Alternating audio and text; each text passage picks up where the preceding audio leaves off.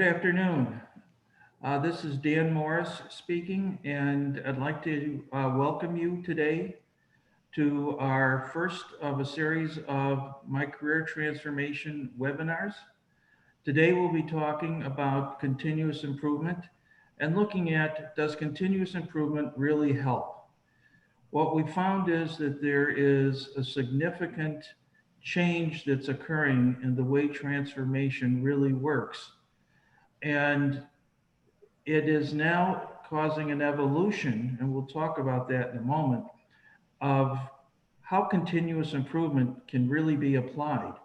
And in that evolution, we find that it can have a much greater role than it has in the past if it is incorporated in the right way.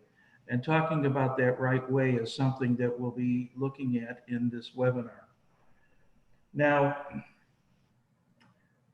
just a little bit on uh, Keith and myself and MCT. And what we find is that in the age of COVID, in the age that we're going through right now, of a significant change in the way that business is conducted, moving it to a virtual type of an operating environment, instead of housing everybody in the big towers in downtown areas. What we're looking at is the transformation that's necessary is different than we've had in the past. And we'll be introducing a new approach called continuous business transformation, CBT. And what all of this stuff is evolving towards is this new approach that's very time sensitive. And it also is a recognition that technology is changing very rapidly, as is the marketplace, not only in the US, but worldwide. And what we'll do is, at certain points, we'll ask for questions, but towards the end, we're really going to try to have a roundtable where we talk to people and we try to look at what your situation is with you and see what we can all do to help, we'll say, more customize some of the discussion. And before we just move on, is you should have a copy of the slides. Because they're a little text heavy, and we did that on purpose, we sent them out about an hour ago. And the reason that we did this is so that people can, first of all, take notes right on the slides, but secondly, this can serve as an ongoing reference guide for the future. One of the things that MCT is really focused on is making sure that people, will say, gain retention of the materials that we present in our courses as well as in our webinars. And we go do a lot of different things to make sure we retain that. Okay, so now let's move on to the next slide and start to look a little bit more at the topics that we're going to be covering today. And I won't spend much time on this, but we'll be looking at continuous improvement and asking the question, has it run its course? And looking at business transformation and really asking the same question, because they both need to change at this point in time. We'll look at the two disciplines and how they work together, and how, when you integrate them, you can start to really move into operations excellence, which we believe can have a significantly greater impact on the operation than OpEx has been able to have in the past. And then, of course, as I said, we'll be introducing continuous transformation. Now, periodically, and you should just, on the right-hand side of your screen, see an aha worth considering. Periodically, where we are introducing what we believe are new ideas, you'll get that little message with an aha on it. At the end, we'll be looking at them and we'll be actually talking about some different things with that. Now, our foundation is The MCT company itself, I'll go through this quickly so we can get into the meat. We want to improve people's professional effectiveness. One of the things that Keith and I have found in our careers is that lots going on, but there's a high failure rate in what's happening in both business transformation, CI, and in digital transformation. We're going to be focusing not only today, but in everything we do, we focus on business transformation, the role you can play in achieving success in your organizations, and what that really means, how you can go about that. Our objective is to have our students and the people that we work with become experts at the architect level and change. We want you to become the go-to person that drives successful improvement and change and ultimately transformation in your companies.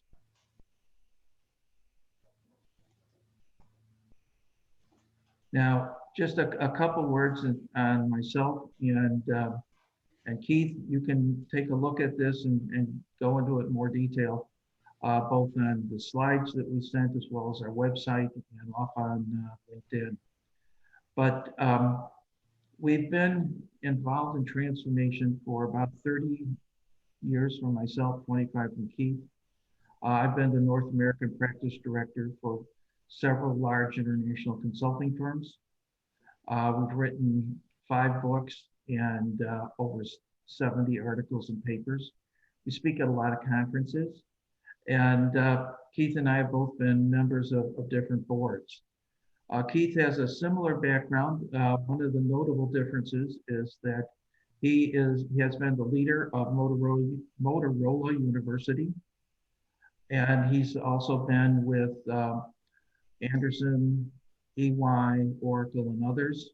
He served as the Vice President of Transformation at Prudential. And what this all means is that we've been around the block. And, and so the things that we talk about, not only today, but in our different courses, are things that are based on experience. It's not theory. We've not only talked the talk, but we've walked the walk. And more companies than I care to think about. All right, why don't I jump in here, Dan? So thanks for that background in terms of getting us into the meat of the conversation. Just an additional comment with regards to Dan and myself.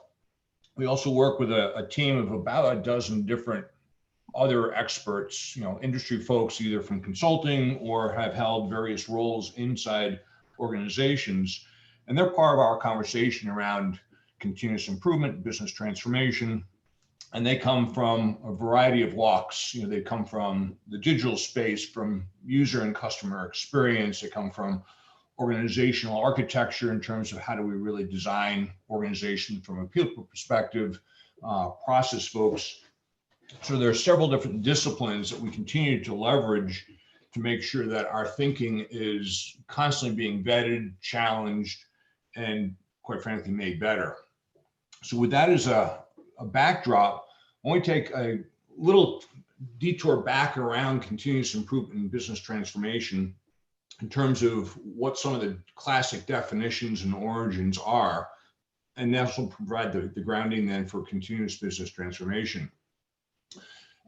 For those of you who are in the continuous improvement space, certainly, it's focused around the correction of specific problems or developing solutions to operational issues.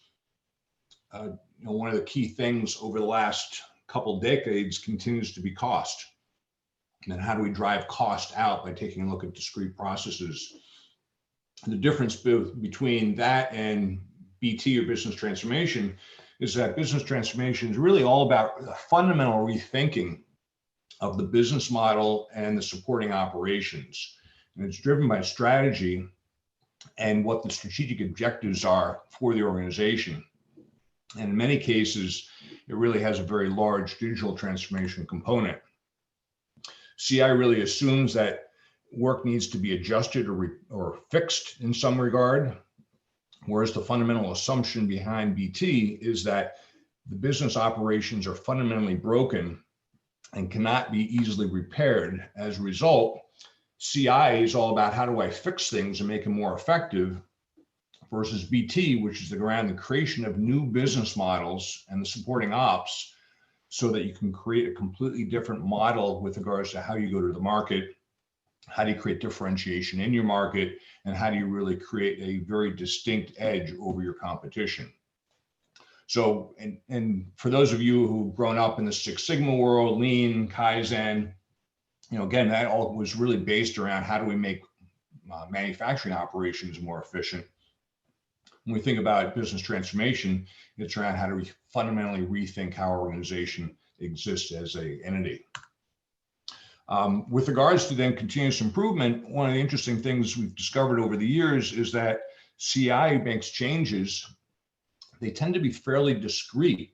And as a result, they create micro fractures in the various workflows and decision models.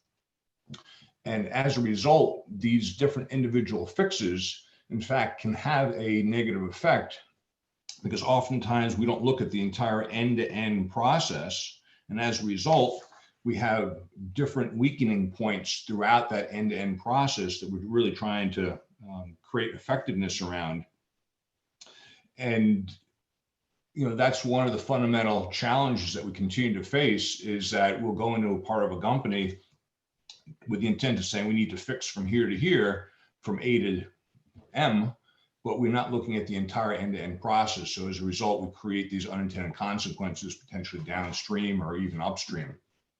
Also discover that continuous improvement really shouldn't be used for large, complex change projects because of its very nature and all the complexities associated with it.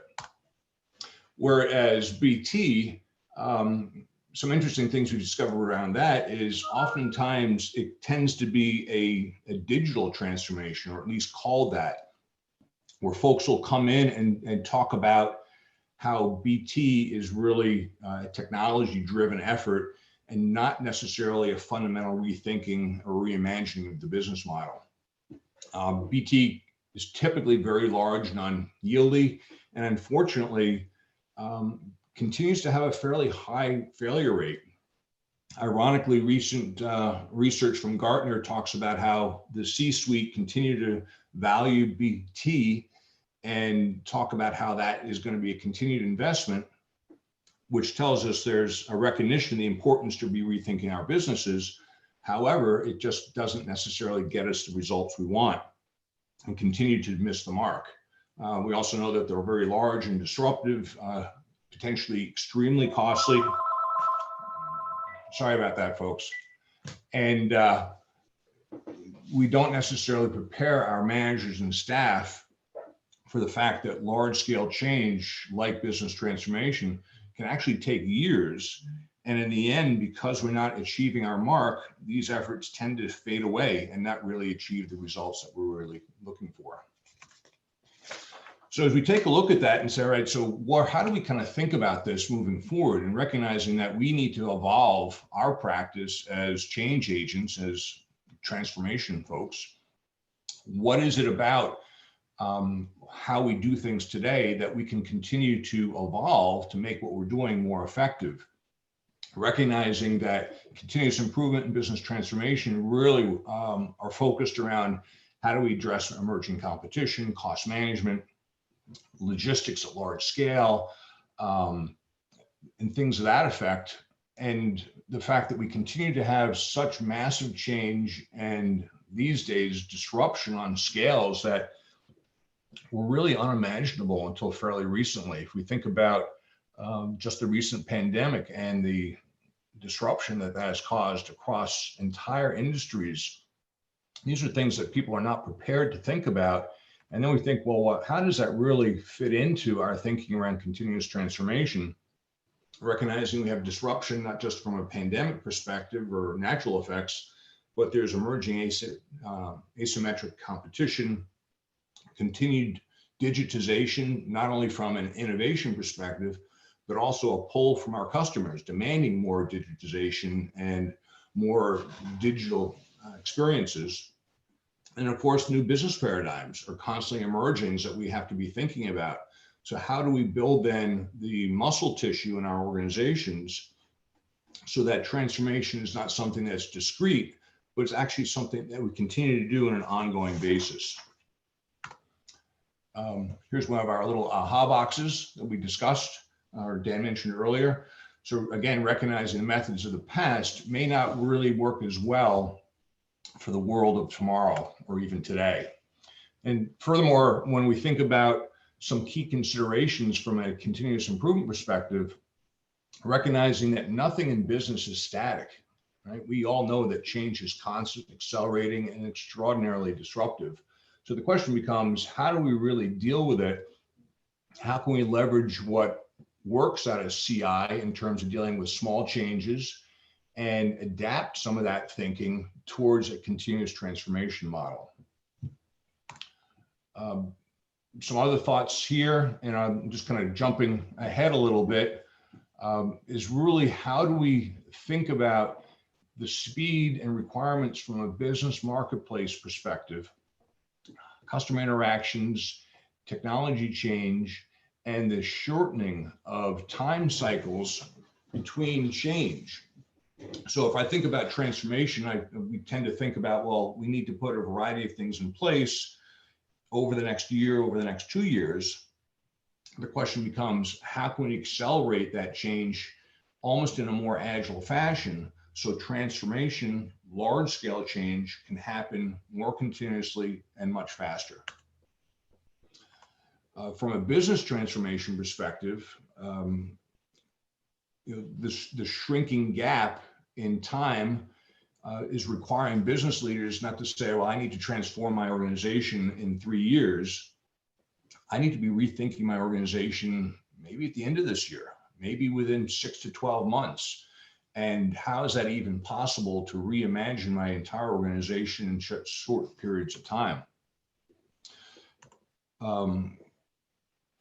So as I kind of step back and think about all of this, the question really for us becomes, how can we leverage both of these disciplines to improve the success of what we expect out of continuous improvement, specifically cost reduction, quality, cycle time, and yet at the same time be rethinking the underlying business model and operating model, which is going to strengthen our ability to compete in the marketplace.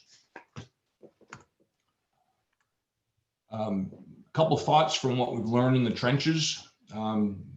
Hopefully this echoes things that you guys have learned as well in the last 10, 15 years, is that transformation really needs to be driven from the top. It needs to be driven from a strategic point of view, rather than, for example, and I'm not picking on IT specifically, but if we have IT who's come out and said, here's a new way of thinking about a business process or installing some new technology, how does that really drive our strategic agenda? How does that really contribute to our strategic objectives in a very aligned and linked kind of way?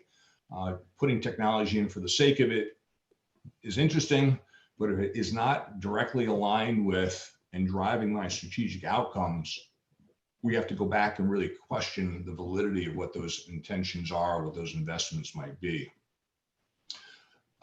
How do we really start to recognize that both CI and BT can support one another and become an integral part of what we call a change toolbox, and leveraging BPM, business transformation methodologies, because we know that Agile and Lean and Six Sigma are not effective to fundamentally drive transformation. They're great for doing incremental changes. So the question then becomes, how do we leverage both? And we'll jump into that when we think about what continuous transformation is in a moment. And the final lesson that we've gotten out of the trenches is the notion that there's a variety of disciplines that really have to come together. And those disciplines include some of the things I mentioned before. There's business architects, there's the process architects, there's the experience or user experience architects, there's the technology architects, the organization architects, each of whom take a different perspective on what we need to be thinking about for transformation. And unfortunately, those different disciplines, too often report to different places in an organization and not align together to say, all right, how do we collectively take these different strengths and these different disciplines, pull them together to come up with a really integrated agenda for change. So with that, I'm going to turn it back over to Dan to start thinking about, well, what is now the next step in thinking about how do we take continuous improvement, business transformation, almost to the next level, which is what we're calling continuous business transformation. So Dan? Thank you, Keith. One of the things that we're finding is that everybody, every company has been involved in some form of business transformation. Those that haven't yet, we believe will. So, which means that all companies will sooner or later be involved in business transformation. And the question is, what does that involvement really mean?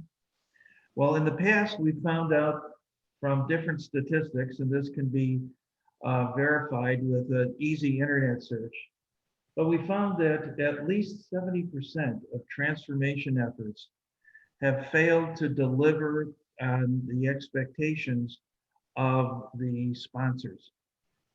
Some places have rated it 90% or more. And we found that transformation, some of the issues with transformation are people are really getting involved in it without really understanding what it is or how to approach it. There's a lack of appreciation often for the complexities that are involved. And that not only includes the scope of it across the organization, but the technology complexities. IT has evolved to become one of the most complex things that has, in my opinion, ever existed. With legacy technologies and emulation and everything that's going on with legacy, and the fact that it was seldom adequately documented. Now you're integrating new technologies, new ways to look at data. And what you have is kind of a loosely integrated mess. And that's one of the key issues is that you never really understand what's going to happen when you start to play with the legacy system. You have to just kind of react to it. But we also find poor collaboration, a lack of knowledge on the new systems. A lot of the vendors oversell the systems, saying that anybody can use it. It's so simple, you really, a couple days worth of training, you're up and running. Well, it doesn't work that way. And the constant rethinking of what technology is available, what you should use, and how it all fits in really comes together to help drive those failures of expectation. Now, eventually it gets sorted out and it can be right, but what we find out is that the creativity that is surrounding the digital use of the new digital technologies will separate companies. And the way that those capabilities are applied will separate, we like to think it'll separate the winners from the losers, because the losers will avoid investment, but they'll also avoid the ability to keep up with the competition. The other thing that we found is that a lot of places really don't understand what collaboration is all about. We call it cooperative collaboration, because you can have a group of people who disagree with one another and sit around and argue with one another and go away and kind of just don't do what they've said that they would do. And nothing happens. You have people that, well, geez, I misunderstood what was really being said and I don't agree with it now after it was built. And everything else that you can consider. People who don't put the good of the organization before the good of their group. They've been incented to meet their goals. Well, now you're in a transformation and their goals may conflict with what needs to happen in the transformation. What happens when that does happen? And what we found is that people fall back to their old ways, which means the transformation suffers. Now, the advantages of really getting into how business evolves and successful business transformation include a tie to strategy. As Keith mentioned, if it doesn't improve your strategy or help you execute on your strategy, why are you really doing it? It can save you some costs, but I would submit saving cost isn't as important as delivering strategy. You can save a whole lot of costs, and if you don't deliver strategy, you're out of business. If that's not the way it works, your strategy wasn't very good anyway. We find that it also is great for resolving problems and organizing that resolution of problems. So they don't just, you have all these uncoordinated activities for problem resolution and a lot of different things going on in companies because of the silos. And when you start to break apart those silos and look at things like problem resolution, customer-centric perspective, you then start to have a very different way of addressing issues, costs. You find that a lot of things conflict with one another that are being done in companies. And these are all things that we've seen time and time again as we've gone in to, in some cases, lead and conduct business transformation, in other cases to rescue business transformation projects that have been going on. And, overall, it all comes down to two things. One is a way that we can now start to front load benefit, a way that we can limit risk. And as we go through, we've talked a lot in the last few minutes about gaining control over change, about different aspects of this. But the bottom line is, how can we, if not guarantee success, how can we limit risk? How can we control our costs? How can we control disruption? And that's really what business evolution is all about. So now, if you start to look at the fact that the timescales for transformation are shrinking rapidly, in the early days, like in the 60s and 70s, we would transform every 10 to 15 years, maybe 20 years. And the transformation drivers were still typically technology. The advent of even punched card systems changed everything. When that moved into online systems, it changed everything again. The internet changed everything. PCs changed everything. These are major drivers for transformation. Well, now with the technologies and the rapid release of these new technologies, that cycle has changed, and it is compressed and compressed and compressed until now it's literally a few months between these things that often case. Now, will you need every new technology that comes out? Of course not. But you really have to watch what's going on in the marketplace and what the competition is doing because of their innovation. So what we find is that we now have a situation where we need to not throw everything away, but we need to learn from the past, recognizing this compression of change. We need to look at how business transformation, as it's been done in the past, and continuous improvement with Lean and Six Sigma, how that's all worked in the company, the problems with it, silo-based and other-based, and how we can then take and leverage these things, as well as our applications and different new concepts and technologies, and put them together. And when we start to put them together, we start to see the ability to do things that we've never been able to do in the past. And that really deals with the speed of change, the addressing the costs, addressing the probability of success. And We have to make certain now that we can no longer look at these in as we'll call it a big bang transformation. A lot of companies have tried to essentially in one fell swoop rebuild the whole company. Now and the results haven't been good. What we've done though is we say that you can redesign the whole company so you have an integrated whole, an integrated picture of the future. At that point, you now need to start to look at something that we'll talk more about in just a moment, which is looking at change from the functional standpoint. You have process, sub-processes in the hierarchy, and that ultimately gets down to business functions. And those business functions then have workflow and they have activities and things associated with them. When you look at it from a functional standpoint, you can say, if I improve this function, here's what I expect to happen, and you can then measure those expectations. You can put different analytics in place to see that you really obtained them.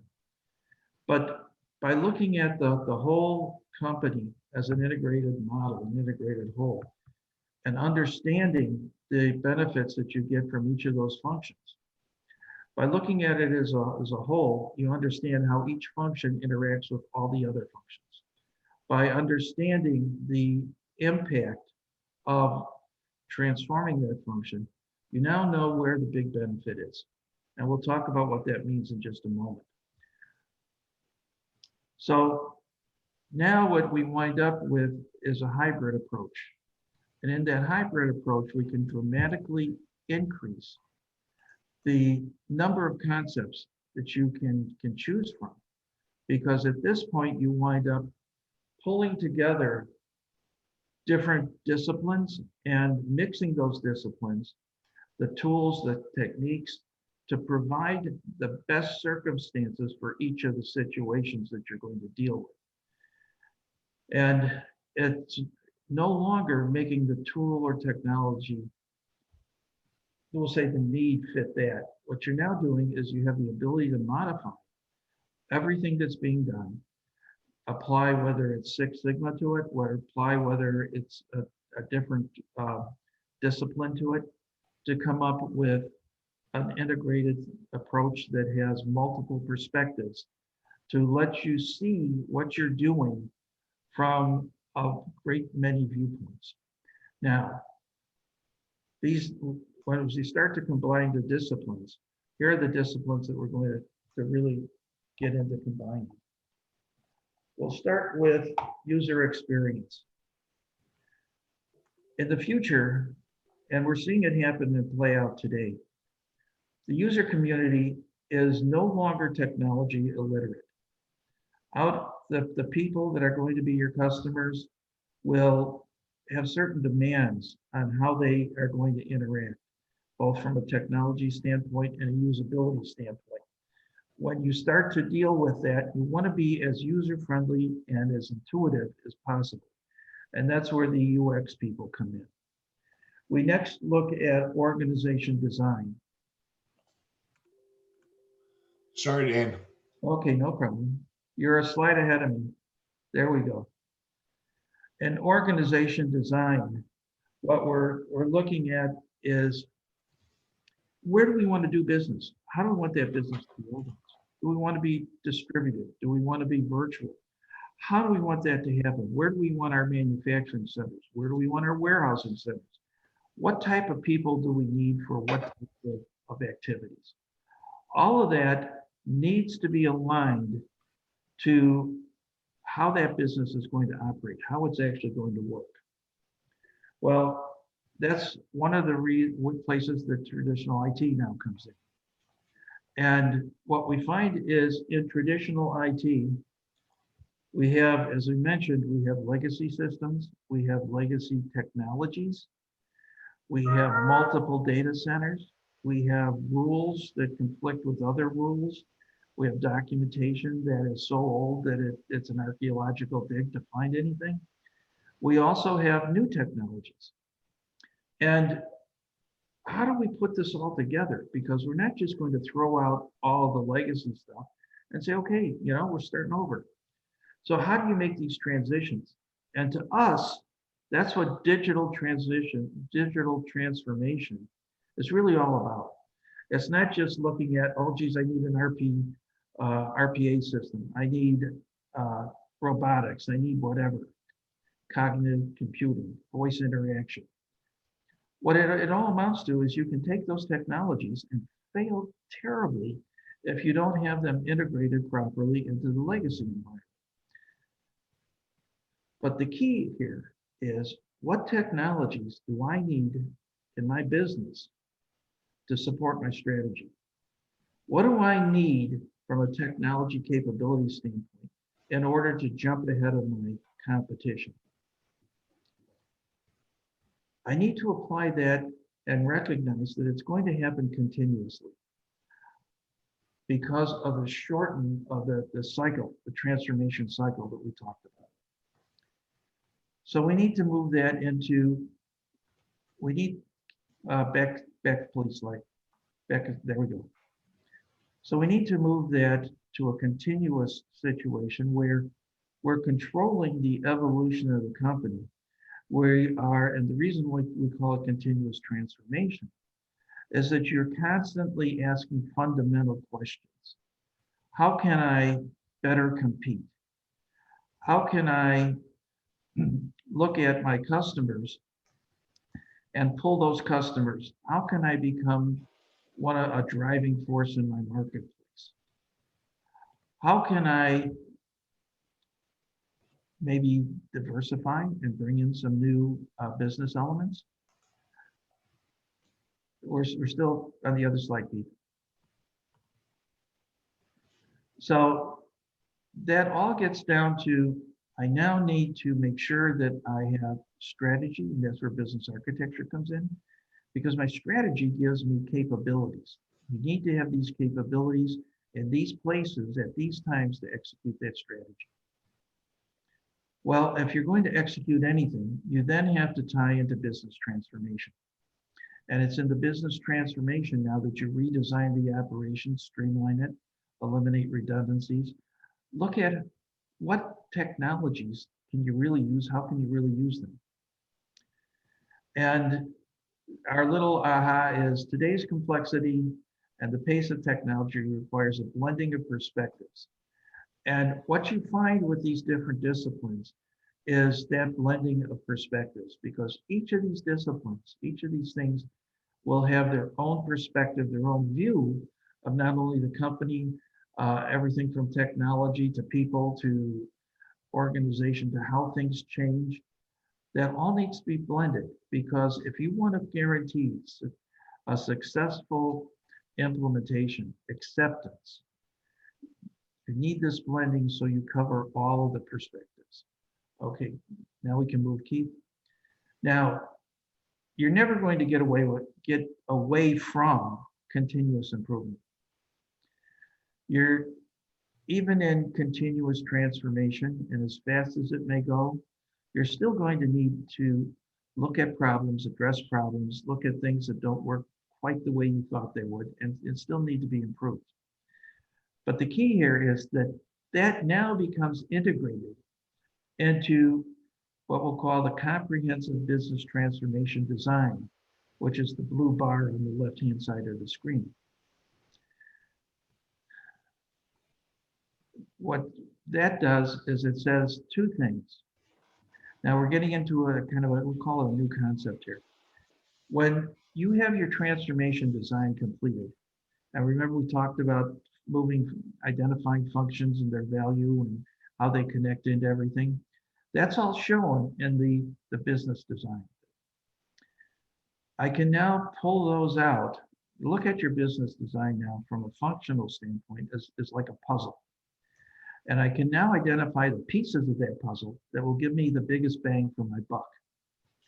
Those pieces I can now move because I know how they connect to everything. I can just unplug them and replug them.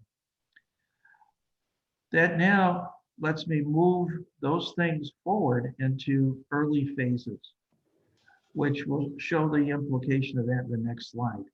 But we now have the benefits accruing across those transformations. We don't wait till the end to get our benefits. We now have the benefits moving forward, and the biggest benefits being delivered earliest in the project.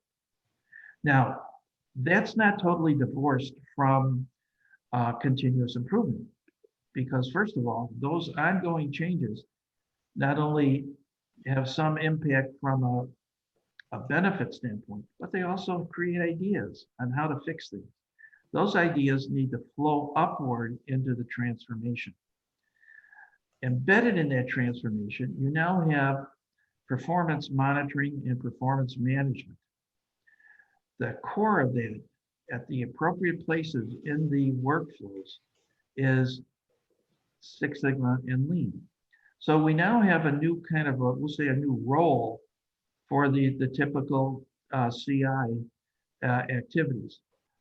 Both, first of all, continuing, but also feeding ideas. And secondly, becoming part of the transformation design. Now, one of the things that becomes somewhat obvious in this is you now have a coordination, an integrated relationship between CI and BT that really hasn't existed very well. And you can see now with the remaining parts, each of the phases now, if you look at the dark yellow and then the kind of the orange and then the light yellow, what we have is the benefits continuing to accrue over time. And the note just reinforces transformation cannot be approached as a single effort. It's just too complex. I mean, that's just the bottom line. And if anybody's interested, I'll be happy at some point, whenever, give me a call and talk about war stories on this stuff and why what we're saying doesn't work, and why what we're saying works, does work. Because this has all been approached on multiple projects with several different, running the business transformation practices at multiple consulting firms.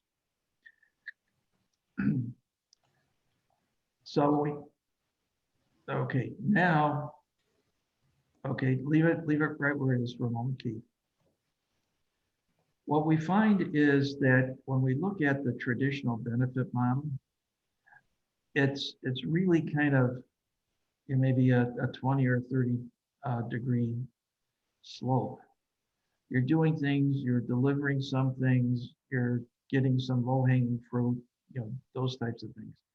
You're getting some benefit from it, but it's really not until the end of the project that you get, theoretically, all of the benefit. When we take and we do this in functions, and we then start to say, I want to do these functions in phase one, and I want to then transform these functions in phase two, you get a very different ROI model, very different benefit curve. And what you see is a little bit in the dark blue line, you're seeing a little bit of development time. And then we then start to use what we've done, that levels out again. We now get into phase two, and we start to gain the benefits in phase two. And the model just keeps going that way on a kind of a step-by-step increase.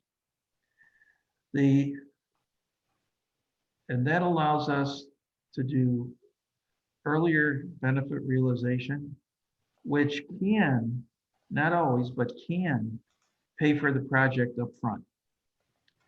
And so what we now have really is that we have a comprehensive new operating model coming out of this. We have benefit realization move forward, and we have essentially high value changes, which are the ones that really have the biggest impact on the organization. We have those moved forward, and both BT and CT evolve. Okay, we already talked about the next one.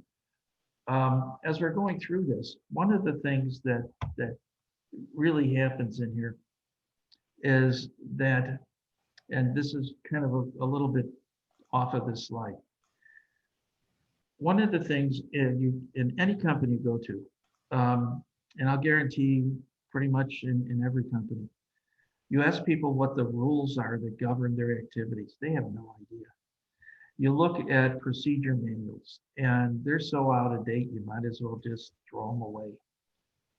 And if you don't understand your rules, and this is a problem that people with modern technologies are running into, is that unless you know your rules, you're going to have suboptimal results, because every time you miss a rule, the system fails someplace or other. Excuse me. Now, I always tell people that put in these systems that because you're going to miss rules, it'll take you a year to stabilize that system. And every time you find a problem, you found a place where you missed a rule.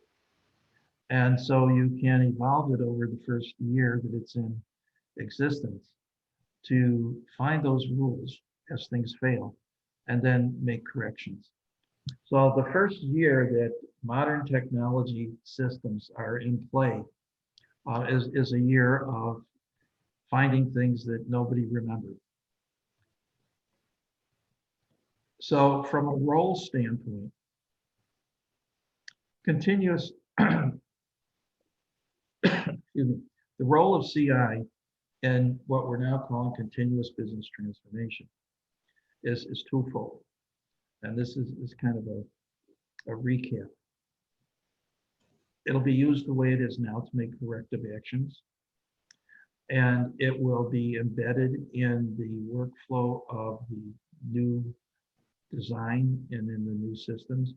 And this becomes an important point, because as you're starting to look at how do you want to take and embed Six Sigma and embed some lean concepts in how you're looking at things, you now have an opportunity to start to introduce advanced analytics and look at how things really change, how things really move, the timings of them.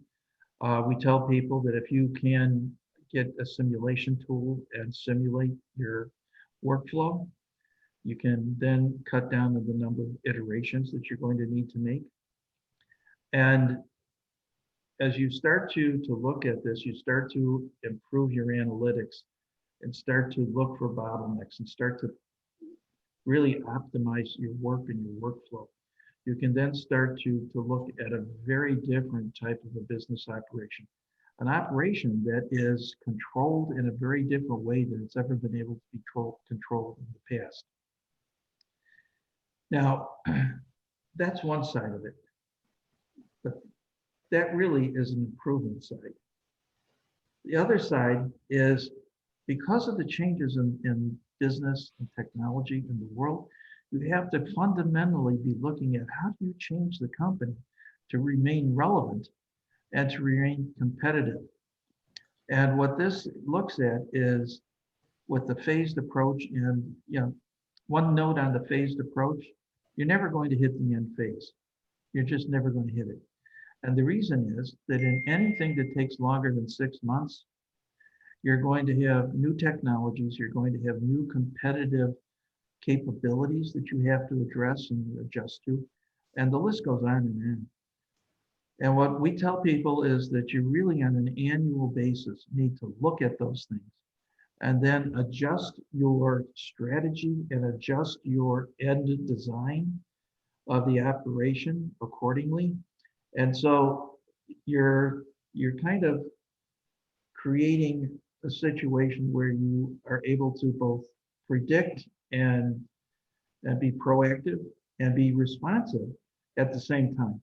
And you're melding those things together to give you an optimal business operation and an optimal way that that business operation and its capabilities are going to evolve. And with each of those evolutions, you're going to continue to build in operational flexibility so that as the next, we'll say, evolution comes up, you're going to be able to respond to it very quickly, which gives you a competitive advantage. Okay, Keith?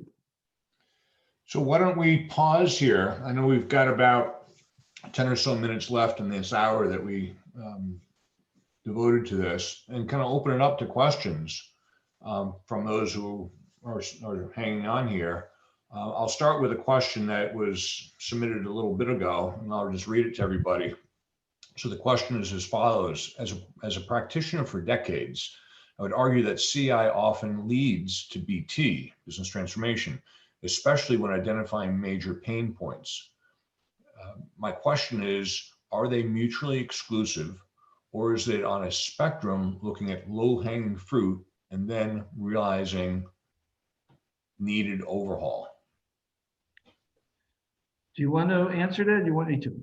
Well, let me start and then you can add to it, Dan. So one of the things we think a lot about is, in fact, a continuum of change in terms of the approach that we take with organizations. And one could argue that KPIs or key performance indicator might be on the far left as a lower level or entryway of kind of thinking about driving change in an organization based on what you measure is what you get kind of thinking.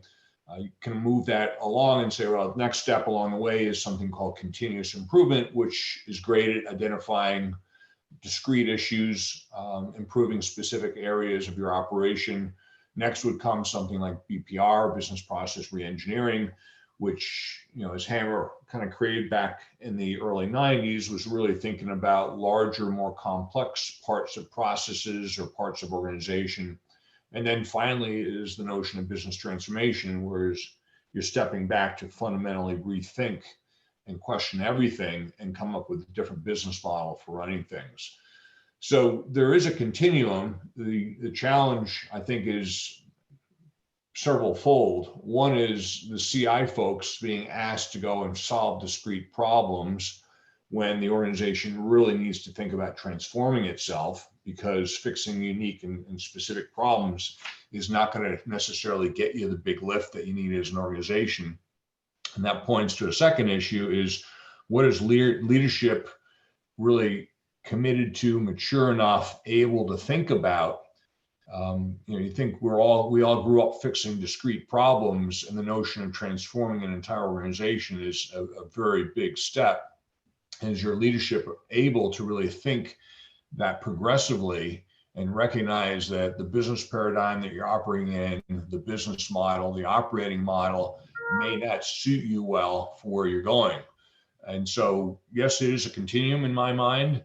The challenge becomes, how do we in the continuous improvement / BT space really help push the conversation and push the thinking with leadership to say, yeah, we can give you some lift immediately through some CI efforts, but to really make a big dent in terms of transforming the organization, a different mindset's required. Dan, you want to add to that? Yeah, I think it's it's a matter of what the corporate fathers feel that you need to do. And it goes along with the continuum that Keith just mentioned, where the company ultimately needs to respond. As an example, in insurance, we'll give you a real quick insurance example. When some insurance companies started to move to, we'll call it online interactive claims adjustment, take a picture of the accident, take a picture of your car, and send it in, and we'll do the claims adjustment. Those organizations that didn't have that had to fundamentally look at what that meant to their operation. Now, they couldn't just put an app out there and say, okay, hey, look, we're changed, because it had implications to everything from financial systems to claims reporting systems to, you name it. So that meant that they had to fundamentally look at how they were going to run that business operation, which gets into transformation. So, it depends on what you need to do. If nothing in the world changed, well, you wouldn't have to transform at all. I'd say transformation is more driven by strategy and external forces than making anything in the company run a little bit better or improve it. So there's a role for everything, and it just depends on what you're trying to accomplish. and the impact on the company of what you're trying to accomplish, which gets into scope. But they're both needed. It's not a one or the other, in my opinion. So for those of you listening, what are thoughts that you have about what we've covered today? Any questions, or maybe even some examples of things that you're working with that we can kind of chime in with some thinking on?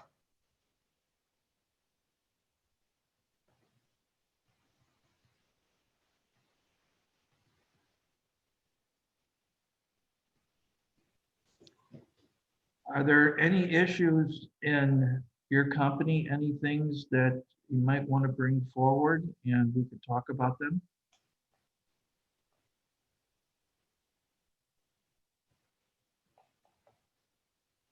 Can you guys hear me? Yes. Sorry, it's double muted. Yeah, this is Jeff Summers. I've been doing this kind of thing for quite a while. And I'm currently in a role at a business unit level, trying to drive improvement across a business unit. And so this is really good information. The approach that I usually do, I'm a lean master. I'm a master black belt, Six Sigma master black belt. A lot of experience at change management. I've been doing recently did an organizational diagnostic, did the whole interview all the way across, identifying problems, themes, the whole kind of thing. And what dawns on me in this is that all of these tools, these frameworks, right, are it is a continuum, I think, in my mind. The way I look at them more frequently, though, I think, is that each one of them is kind of a mental model. And depending upon the scale of the problem, I heard that earlier, I completely agree with it. Depending on the scale and the nature of the problem, it's kind of like a golf bag, right? I'm gonna go pull out a wedge, or I'm gonna go pull out a driver, and I'm gonna go after the problem with that. Frequently at that lower level where you're doing lean or Six Sigma, you sometimes, if you're solving little problems, doing continuous improvement, but they're mostly symptoms of something bigger. And one of the tools that I found recently that really helped me understand and get my head around this is really doing systems maps of some of this. And I think that's probably buried in here some, but that turns out to be a tool that allows me to tell that story and start that organizational change, that acceptance, that buy-in that is going to be necessary to actually drive, to fruition a vision of some kind. But everything you guys have said, I believe, is spot on. I like to look at them as kind of mental models, and I can pull one out as I need, depending on scale and need. I'd like to first of all applaud your move to incorporate systems models in there. I rarely find those in different organizations. And if you're going to do digital transformation without one of those, good luck. Most organizations really don't have a good understanding of how their systems interact with one another, what passes between them, the edits, the control, how things pass, the timing, all those types of things. And when you start to look at a need to have certain data in certain places at a certain time and wonder why it's not happening, without those systems maps, you're in trouble trying to figure that out. So that's really a great step that you're taking. Yeah, and just to add to that, as I think about system maps, then another step one can take is then obviously overlaying the customer journey on top of that, so that you can articulate specifically, well, in this part of that system, here's where we are touching the customer, and what is that all about? What is that experience being delivered, and does it really work for my customer? And then in addition, you can also overlay your decision models. That's right. What decisions are occurring along that systems map, so that you can make sure that the decisions that are made upstream support those that need to be made downstream, and vice versa. And when you step back, and to your point then, Jeff, if you've got a really cohesive narrative built by that systems map, you can then take that to your senior folks and say, hey, the problem that you want me to solve is over here, but look at this more expansive view almost of what's happening inside our organization and the implications then to our ability to really serve and deliver to our customer. Right, exactly. That has been an eye opener for the leadership team to realize that. Yep.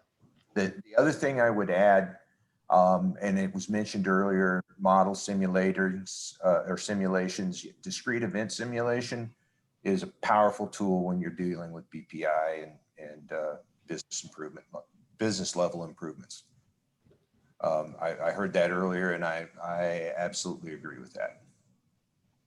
Yeah, and one of the things that we've done for some places, if you take that as a step further, and you can say, from my business operating standpoint, what happens, and this goes beyond what most places do, but what happens if, and if you start to integrate IT with the business operation, with everything that's going on in the business, and try to get it to a point where you can just react.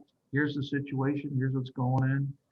It's very similar to a disaster recovery plan, but it's different on the business side than a business continuity plan because you're putting different things into it. But all of this stuff really fits together, and as you're redesigning your business operation, you really need to take into account a lot of these things that we're talking about. And I agree with you completely, but most organizations just don't think about it. And as a result, the things that were kind of just known and done just because they've evolved that way, after you transform, nothing is really known or done because it's all new. And so the more that people can think about the operation and what do they do when not only everything goes right, but what do they do when everything goes wrong? And that all just kind of becomes part of this integrated thing that we call continuous business transformation. Yep. Any other observations, Jeff? Anything we might be able to help you with? I'm got a lot of stuff on my plate right now, and my head's swimming. So not at this point, but I've known Keith for a long time, so I'll be in touch again.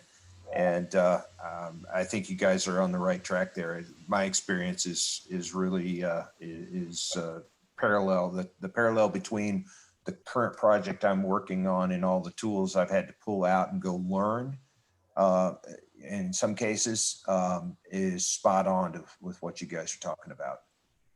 Well, good.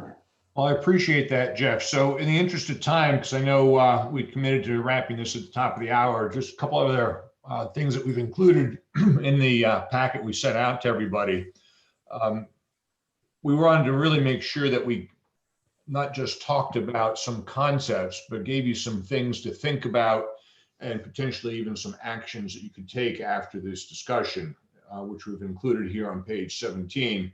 And I won't go into this in any detail, but these are meant to be thought starters for you guys as you think about CI and BT and this notion of a continuum. And, to Jeff's point, how do we make sure that we're pulling out the right tools to solve the right problem? And in some points, even pushing back on leadership, saying, well, the problem you're trying to solve is a subset of a larger issue.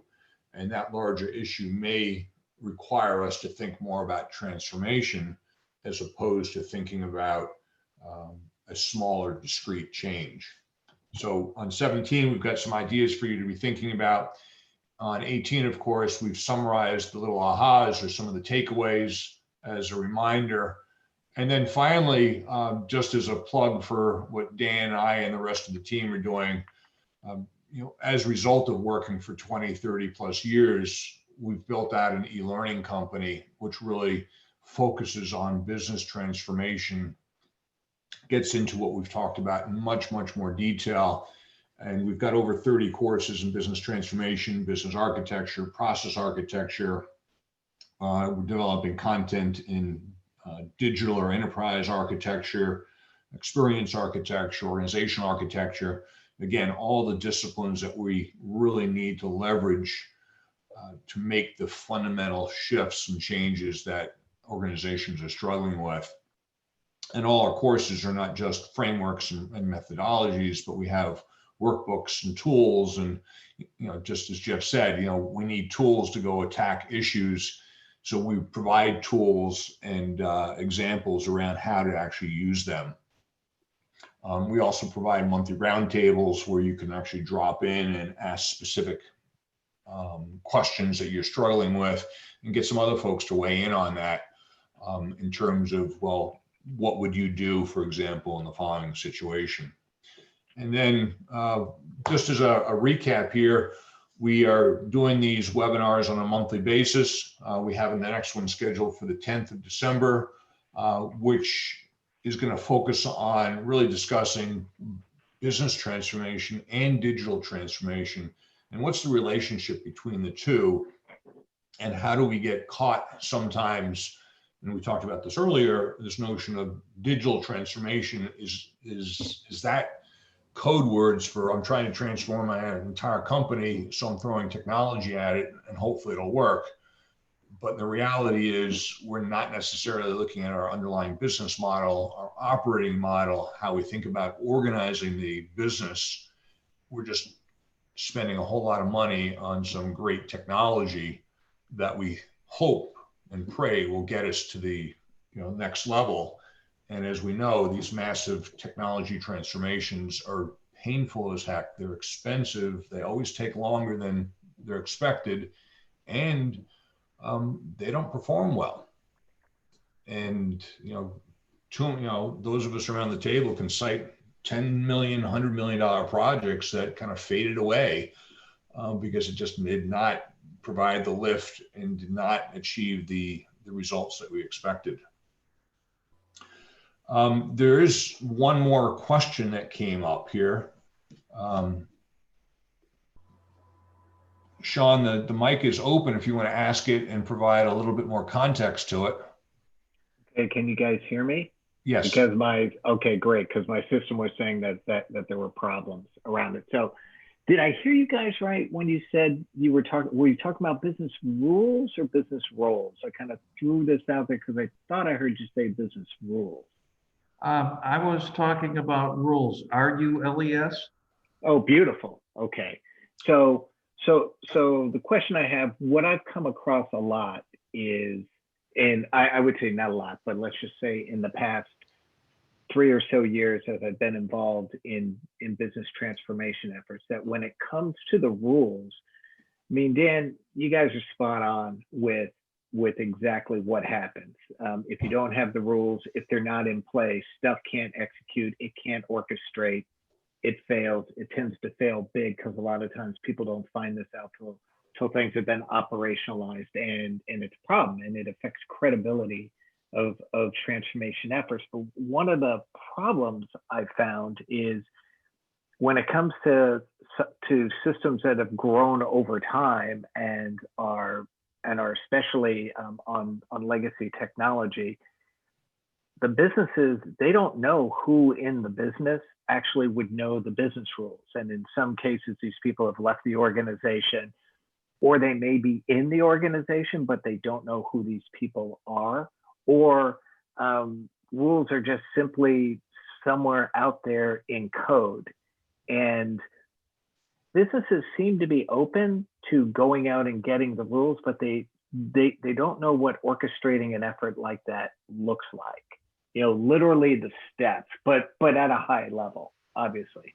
So have you guys ever come across or had to put forth just a very high level framework that says, look, if you're going after your rules, here are some basic things that you need to start going after, like A, locating the subject area experts in the business, B, talking to the people from customer service who really work with the process more and kind of mapping that to the customer experience and trying to extract rules out from that. I mean, these are just ideas that I've heard people toss around. I've also heard things like, hey, go hire a bunch of low price consultants and just have them backfire it from the code. So, but there's obviously a tiering that you have to go through, like that backfiring from the code. I always look at that as one of the last things you want to do, that there's other ways to be more effective prior to getting that. Do you guys just have any thoughts around that, around in general? I've been involved in a few of those projects. My teams have, and there are scanners that you can buy to look at code, and what they key on is if statements in a variety of languages, but we'll just call it all if statements. And what you do though is you're going to get a lot of rules that come out of there that are bogus, because you're going to also scan through code that is skipped over, and old garbagey things that are just in there. Right. But it gives you a start, because you're not going to find the rules in a system in documentation.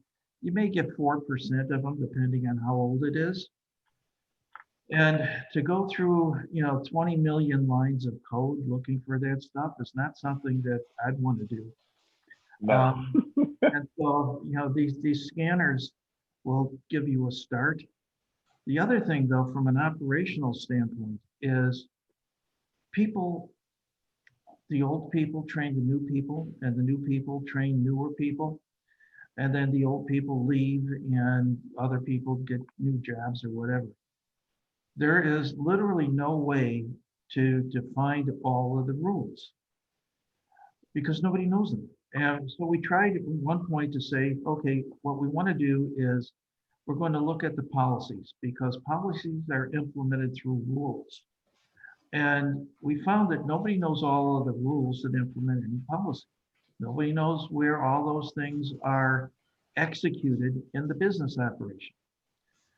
So we ultimately found we could go as far as we can go, and this is not a good answer, but it's the truth. You go as far as you can go, and then we set expectations, and we would tell the clients, we've got everything we can find. And, we've even put incentives, we'll give you $10 for a rule, put it out on their company website. Any rule we don't have, let us know. If we don't have it, we want to give you $10. None of it really works well, because nobody knows why they do what they do. They just know they do it. And so if you capture everything that you can, asking them why, and oftentimes coming up with no answer, you then build the systems and you build the support the best you can. And that's where I was saying before, we set expectations saying you're going to miss a lot. And why is what I just mentioned. And say, but you're going to find them in the first year, because you're going to, wherever things are just done now, you don't know why you do it, but you do it. But in doing that, you're executing rules. I personally believe that all execution is just a set of rules. And you'll hit these things, and when you hit them, you're going to have a problem. But if you build the systems the right way, the problems won't stop things. They'll just kick out the error and keep chugging away. And so the bottom line is you can then isolate those things and work backwards with the people. Say, you get this kind of error, don't you? Well, yeah. Well, who do you give it to? Well, I give it to Sally. So you go over to Sally and you say, what do you do when you get one of these? And what she does, you'll capture the rules as to what she does. You then implement those rules back into the system, and that should never happen again. So that becomes an iterative process over the first year, where you continuously get rid of those things that you weren't able to find in the first place. So Sean, to that point of Dan's, I'd almost go back, if you're looking at rules, take a page from what Jeff Summers was talking about earlier around creating those system maps. Because if I have a good system map that shows, all right, here's my end-to-end process, here's where the customer experience overlays, and then say, right, if you want me to go look at rules, well, why are you asking me to look at rules? Where in this map are those rules occurring? And is it because the rules don't work? Or is it because we're rethinking how we're doing business, right? One is kind of code words for continuous improvement, meaning I've got something broken, so I need to understand my rules, versus I need to rethink how we do stuff, which is more of a transformation, and really kind of start from that point. And as you lay on top of your systems map, start putting in then, all right, what decisions are being made along the way, and what rules then need to be considered, right? What are the rules that I have to make those decisions, right? So I write off a customer complaint if it's over $5 or under $5, right? So those are, what's the decision that's required with the supporting rules? And if I'm just doing continuous improvement, Sean, I want to go find out, well, where are those rules, where they live? Because to Dan's point, they don't live in a policy and a procedure manual anymore, anywhere, because no one's taking the time to write that down or update that. They're probably encoded somewhere or in Sally's head. So we need to then go either to the code and kind of bracket, well, this is where I think those decisions are made. We need to go correct them. Or get them from Sally because she's just pushing the paper or pushing work queues. But if it's around transformation, maybe you look at the larger decisions or a series of decisions and say, right, here are rules that are maybe amorphous, and bracket a larger part of the code and say, right, all this code, I can either try and figure out what it says, but since I'm really rethinking things, maybe that chunk of code gets kind of asterisked out and is no longer relevant. And I now create new code to represent the new work stream, systems model, decisions, supporting rules, and so forth, and then start just replacing chunks of decision models based on new rules. One of the key problems, and I think you might have run across it, Sean, is relevancy, because there's a lot of rules that execute both through what people do, as well as the automated support, that are either in conflict with, we'll say, more modern interpretations of rules, or I've run into a lot of cases where the rules they were legal when they were put in back in 1970, but they're sure not legal today. So, finding the rules becomes, as you alluded to, it's really important. But I think that the companies need to take that extra step and start to look at rules that you do find and see which ones are still relevant and which ones they want to modify. There are rules engines that have rules libraries in them today, because the technology has changed, where you can then, once you put a rule into a rules engine, you can access that from any number of systems, which is kind of a neat concept, because then if the rule changes, it automatically changes in all of these systems. So they don't hard code it, they call it today. But the fact is that I would strongly recommend that just because somebody says this is a rule, check it out. Oftentimes, check it with finance, check it with legal, to see what's really going on and what you really want to do with those rules. Okay. All right, guys. Thanks. Great thought, though. Thanks, Sean. Anything else before we kind of begin to wrap up, folks?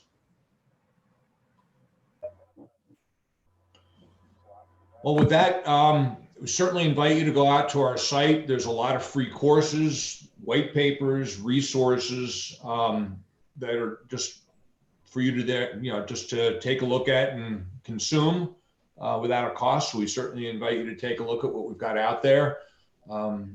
And as with anything, we're kind of all huddled around the fire trying to understand how do we work with leaders to drive the right level of change. And this is what Dan and I and others of our team have a passion around. So certainly open to further discussions and thoughts in this area.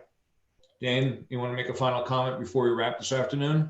Well, first of all, I'd like to thank you all for joining us, and hopefully you've gotten some benefit from this. We'll be sending out a brief questionnaire that I would encourage you all to spend just a couple of minutes answering. And, you know, our goal is to create an organization that helps people transform companies and helps them do it the right way, helps them beat the 70% failure rate. And that's really what my career transformation is all about, is giving people the skills that they need and the understanding and background that they need to be top players in the transformation field. If there's, you know, anything that we can do to help you, if there's any type of, geez, if I only knew, give us a call. I mean, we don't charge for things. Give us a call, because again, we want to help. And with that, again, thank you for joining us, and I hope that we'll be able to see you again next month and every month. Take care, everybody. Be All safe. right. All right. Thanks a lot, everyone. Bye now. Bye-bye.